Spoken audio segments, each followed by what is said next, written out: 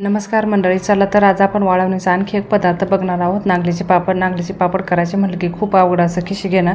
तर आपण ना दळायला जायचं आहे, ना गाळायचं आहे पीठ, ना खिशी घ्यायची, ना लाटायचं आहे.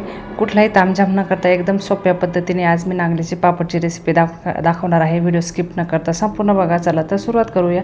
नमस्कार, मी दीपाली, रेसिपी हाऊस मराठीमध्ये तुम्हा सर्वांचे खूप मनापासून स्वागत. तर आपण इथे नागलीचे पापड करणार आहोत. त्यासाठी मी आज 1 वाटी नागली आणि अर्धी वाटी तांदूळ, ते हे इंद्रायणीचे तांदूळ आहे. इंद्रायणीचे तांदूळ घातल्यामुळे काय होते, वास पण छान येतो आणि तांदूळची गट असल्यामुळे पापड पण छान होतात. तर आपल्याला उद्या जर पापड करायचे असेल तर आदल्या दिवशी हे तांदूळ आणि नागली भिजत घालायची, स्वच्छ धुवून घ्यायची 1-2 पाण्याने आणि आज भिजत घालायची. जर तुम्हाला मंगळवारी पापड करायचे असेल तर सोमवारी दुपारी केव्हाही भिजत घालू शकता.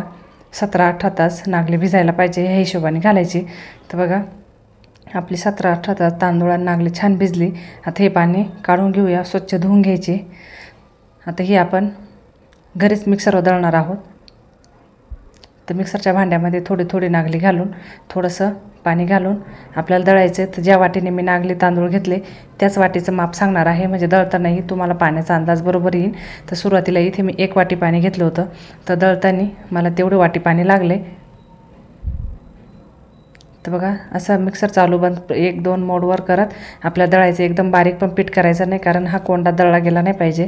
फक्त आपल्याला यातलं पीठ म्हणजे सत्व काढायचं आहे, कोंडा बाजूला राहणार आहे. तर बघा, 2 ते 3 भांड्यामध्ये मी सर्व दळून घेतलं आहे. आता जे तांदूळ आहे ना ते सुद्धा आपण एका भांड्यामध्ये दळून घ्यायचं आहे. आता काय करायचं, इथे सुजीची चाळणी आहे ना एकदम बारीक, ती घ्यायची. त्यामध्ये आता हे पीठ घालायचं दळलेलं आणि गाळून घ्यायचं. यातलं सर्व चिक खाली जातो आणि कोंडावरती राहतो. तर हे 3 वेळा धुवून घ्यायचे. तर मी सर्व दळण्यापासून धुण्यापर्यंत मला टोटल ज्या वाटीने आपण नागले तांदूळ घेतले ना 2 वाटी पाणी लागले. थोडं थोडं बघा, या डब्यामध्ये पाणी घातले आणि ते करून त्या चाळणीत घालायचं. तर ही दुसरी वाटी घेतली दळताना, ती 1 वाटी लागली.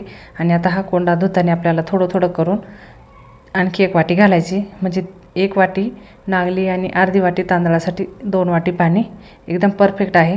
जास्त घालायचं नाही तर मिश्रण पातळ होईल, मग पापड व्यवस्थित होणार नाहीत.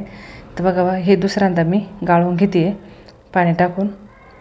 असं पूर्ण चाळणीने गाळून घ्यायचं, नंतर हाताने पिळून घ्यायचं. बघा, वरती नागलीचा कोंडा राहतो आहे आणि सर्व आपलं सत्व आहे नागलीचं किंवा चिक आहे ना तो खाली भांड्यामध्ये तयार झाला आहे आपला. आणि जे तांदूळ होते ना ते बी मी मिक्सरला एकदम बारीक दळून घेतले. दुसऱ्या वाटीतलंही थोडंसं पाणी आहे ना ते पण मिक्सरच्या भांड्यात घालून तांदळाचं पाणी त्यामध्ये मिक्स करून घेणार आहे, म्हणजे वाया आपलं काहीच जाणार नाही, पाणी एक्स्ट्राचं होणार नाही. हे सर्व प्रोसेसला मला 2 वाटी पाणी लागलेलं आहे त्याच वाटीने. तर बघा, आपलं मिश्रण तयार आहे. तर आता त्यासाठी आपण मसाला काढून घेऊया. तर इथे साधारण 10 ग्रॅम हा मसाला आहे, म्हणजे पापडखार आहे. तर तुम्ही चमच्याने घेतला तर पोहे करण्याचा सपाट चम्मच पापडखार घ्यायचा, अर्धा चम्मच मीठ घ्यायचं कारण पापडखार खारा असतो. 1 चमचा जिरे, अर्धा चमचा ओवा आणि 2 चमचे तीळ घ्यायचे आणि पाव चमचा हिंग, बस एवढंच यामध्ये घालायचं आहे. आता सर्व या पिठामध्ये मिक्स करून देऊया. यानंतर आपल्याला मीठ अजिबात घालावं लागणार नाही, कारण पापडखार खारा असतो त्यामुळे मीठ अर्धा चमचाच घालायचे. तर बघा, मस्त व्यवस्थित मिक्स करून द्यायचं. सर्व मिश्रण एकजीव झाले. तर आता इथे आपण छोट्या छोट्या प्लेट घेतले, त्याला थोडं ब्रशने तेल लावून घ्यायचं. ब्रशने ना तेल अजिबात जास्त लागलं जात नाही, किंवा अशा मोठ्या डिश पण तुम्ही घेऊ शकता तुमच्याकडे ज्या असतील त्या, किंवा डब्याची झाकण जर असेल ना एकसारखी त्यात पण होतील. हे माझ्या खूपच छोट्या डिश आहेत, माझ्याकडं अशा मिडियम साईजच्या डिशा नाही आहेत. तुमच्याकडे असेल तर त्यात पण करू शकता. तुम्हाला पापड केवढा छोटा मोठा हवा आहे त्या आकारात तुम्ही डिशा घेऊ शकता. तर इथे मी हे छोटे छोटेच पापड बनवणार आहे. तर बघा, 1 ते 2 चम्मच या डिशमध्ये घालायचं. तेलामुळे ते काय पटकन पसरत नाही आहे, पण ते बरोबर व्यवस्थित होऊन जाते. तर मस्त 1-1.5 चमचा मी इथे हे मिश्रण घातले यामध्ये. बघा, एकसारख्या डिशा असल्यामुळे एकसारखे सर्व पापड होतील. तर हे असं घालायचे. पाणी आता मी गरम होण्यासाठी ठेवले. ते इथे मी इडलीच्या भांड्यामध्ये ठेवणार आहे. तुमच्याकडे जे असेल, कुठलंही भांडं असेल वाफवा देण्याचं त्याच्यात घेऊ शकता, किंवा एखाद्या कढईवर आपण पुरण गाळण्याची गाळणी किंवा दुसरी चाळणी असं ना वाफ देण्याची, तिच्यावर सुद्धा अशा डिशा ठेवू शकता. 1 ते 1.5 मिनटातच आपली वाफ देऊन होती. पापड मस्त 1-1.5 मिनटातच शिजले जातात. झाकण ठेवून 1-1.5 मिनटं मस्त वाफ घ्यायची. ते थंड होते तोपर्यंत दुसऱ्या डिशा इथं आपण ठेवून घेऊया, म्हणजे अजिबात वेळ लागत नाही, पटापट होतं. बघा, 1-2 मिनटं आपल्याला वाफ द्यायची. थोडंसं थंड झालं का इथं टूथपिक घ्यायची, टूथपिकनी कडेने पूर्ण त्याला त्याच्या कडा मोकळ्या करून घ्यायच्या, म्हणजे पापड पटकन निघाला जातो. तर बघा टूथपिकने थोडंसं असं उचलून घ्यायचं आणि मस्त असे पापड निघले जातात. अशी टोपली वगैरे जर असेल ना, टोपलीवर ठेवायचं नसेल तर एका ताटामध्ये प्लॅस्टिक कागद घ्यायचा आणि त्यावर हे पापड ठेवले तरी चालेल, काही हरकत नाही तुमच्याकडे टोपली नसेल तर. तर बघा टूथपिकने कडा मोकळ्या करायच्या आणि मस्त आपल्या आरामात पापड निघले जातात. पापड तुमच्या साईजनुसार तुम्हाला आवडतील त्या साईजमध्ये करू शकता. तर बघा इथे मी छोटे छोटे केले, वाळल्यानंतर हे आणखी छोटे होतील आणि तळल्यानंतर हे डबल फुलतात.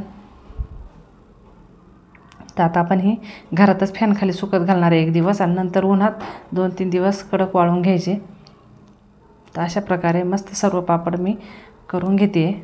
बघा आताच कलर दिसतोय, पण वाळल्यानंतर आणखी त्याला छान कलर येणार आहे. पीठ ओलं असल्यामुळे लगेच कलर दिसत नाही, नंतर कलर दिसतो. तर बघा जरा जरा सुकत चालले, घरातच फॅनखाली सुकत घातले, अजिबात लगेच उन्हात घालायची वगैरे गरज नाही. तर मस्त असे छोटे छोटे घरात तुम्ही कुठलाही तामझाम न करता मस्त पापड करू शकता. आता त्याच पिठापासून मी तुम्हाला आणखी एका पद्धतीने करून दाखवणार आहे. मी 2 प्रकारचे पापड बनवून दाखवत आहे. तर इथे मी त्याच्यातलंच अर्ध पिठाचे तसे पापड केले छोटे डिशमध्ये. आता 1 वाटी इथं मिश्रण आहे, त्यासाठी मी तुम्हाला सांगणार आहे पाणी किती घ्यायचं आहे, म्हणजे परफेक्ट माप दाखवलं की तुमचे पापड बिघडणार नाहीत. तर आपण 1 वाटी आपला जो चिक आहे ना नागलीचा तो आहे, तर 1 वाटी पाणी गरम होण्यासाठी ठेवलं होतं. गरम झाल्यानंतर अर्धी वाटी पाणी काढून घ्यायचं आहे, जर आपल्याला लागलंच तर टाकण्यासाठी.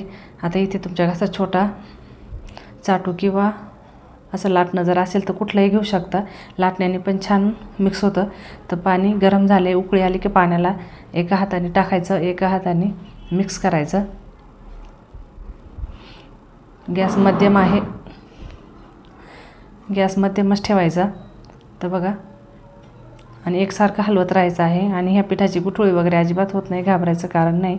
आता गॅस मंद करायचा, म्हणजे मग पीठ छान शिजलं जातं. आणि शक्यतो जाड बुडाचं कढई किंवा पातेलं घ्यायचं, म्हणजे मग बुडाला शक्यतो लागत नाही.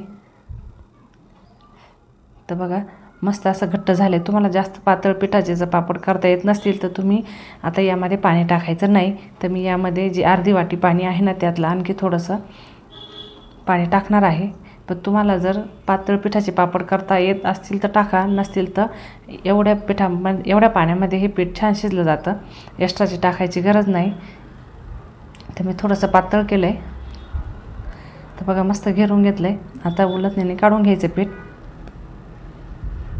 अजिबात वेळ लागत नाही, गाठी वगैरे होत नाही, खिशी घ्यायचं काम नाही, मस्त एकदम पीठ आपलं पटकन तयार होतं. आता आपण उलटण्याने पीठ सर्व गोळा करून घेतले. आता याला आपण 5 ते 10 मिनटं मंद गॅसवर वाफ द्यायची. आणि तुमचं भांडं जर जरा पातळच असेल तर खाली तवा ठेवायचा यावर गॅसवर आणि त्यावर हे पातेलं झाकून ठेवायचं, म्हणजे पातेलं अजिबात लागणार नाही, पीठ वाया जाणार नाही. आणि जास्त जाड असेल तर काही हरकत नाही, तसं ठेवलं तरी चालेल. बघा 1 वाटीतलं मी पाव वाटी पाणी, म्हणजे पाऊण वाटी पाणी लागलेलं आहे, अर्धी पाव वाटी पाणी शिल्लक आहे. तर बघा 10 मिनटं वाफ दिल्यानंतर आपलं पीठ मस्त कलर पण आलेला आहे, त्याला मस्त पीठ आपलं झालं आहे.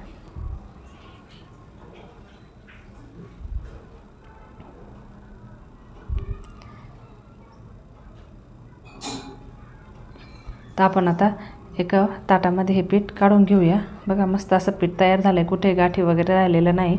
करायला एकदम सोपी पद्धत आहे. तुम्ही घरातल्या घरात थोडं थोडं करून असे नागलीचे पापड करू शकता. कारण नागलीचे पापड करायचे म्हटले की नागली भिजत घालायची, ती गिरणीवरून दळून आणायची, ती परत गाळायची, अशी बरीच प्रोसेस असते त्याची. परत खिशी घ्यायची, खिशी घ्यायला जमले नाही तर ते पापड व्यवस्थित होत नाही. तर हे एकदम सोप्या पद्धतीने आपण हे पापड घरच्या घरी बनवू शकता.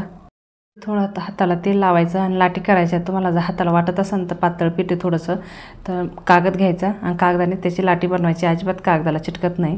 तर इथे बघा आपण अजिबात लाटणार वगैरे नाही आहे. इथे डायरेक्ट खाली मी घरामध्ये प्लॅस्टिकचा कागद ठेवला आहे, त्यावर पीठ ठेवायचं थोडंसं, ते बी पेपरने तोडले आणि पेपर ठेवायचं आणि वरून डिशने दाबायचं.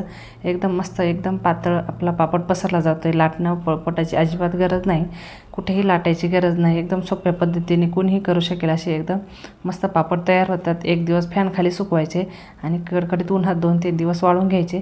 तर बघा असं त्याच कागदाने मी पीठ तोडून घेते, हात पण भरवायची गरज नाही. थंड झाले तरी मस्त याचे पापड होतात, कारण पीठ आपण थोडंसं पातळ केलेलं आहे. घट्ट पीठ जर असेल तर मग लाटणं पोळपाटाने लाटावं लागेल, पण असं जर पीठ असेल तर अजिबात लाटायची गरज येत नाही. आणि खूप जास्त पातळ करायचे नाही, कारण वाळल्यानंतर ते खूपच पातळ होतात. कारण हे ओले असताना जाड दिसतं आणि वाळल्यानंतर ते खूप पातळ दिसतं. तर बघा मस्त असे आपले दोन्ही प्रकारचे पापड झाले. तुम्हाला जी सोपी पद्धत वाटेल त्या पद्धतीने हे पापड करू शकता. तुम्हाला जर तांदूळ घालायचे नसतील तर फक्त नागलीचे सुद्धा असे पापड होतील. तर बघा 2-3 दिवस वाळल्यानंतर कलर तुम्ही बघू शकता, एकदम मस्त असा चॉकलेटी कलर आलेला आहे पापडांना. तर बघा हे एका मोठ्या डिशमध्ये हा एक पापड केला होता, तो थोडा मोठा झाला साईडने, आणि हे बाकीचे सर्व त्या डिशमध्ये केले. आणि हे नंतर जे पीठ शिजवून केले ना त्याचे पापड आहे ते. तर बघा एकदम पातळसर मस्त असे पापड आपले झालेत. कुठेही पापड तुटत वगैरे नाही, अजिबात चिरा पडलेल्या नाही. मस्त असे पापड दोन्ही प्रकारे झालेत. कलर पण एकदम अप्रतिम आलेला आहे. डिशमधले पापड थोडेसे जाडसर असतात आणि हे थोडे पातळ झाले म्हणून कलर थोडासा चेंज दिसतोय.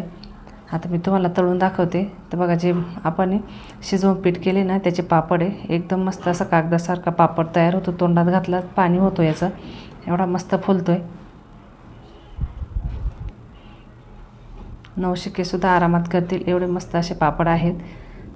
आता मी तुम्हाला जे डिशमध्ये जे छोटे छोटे पापड केले ना ते पण तळून दाखवते.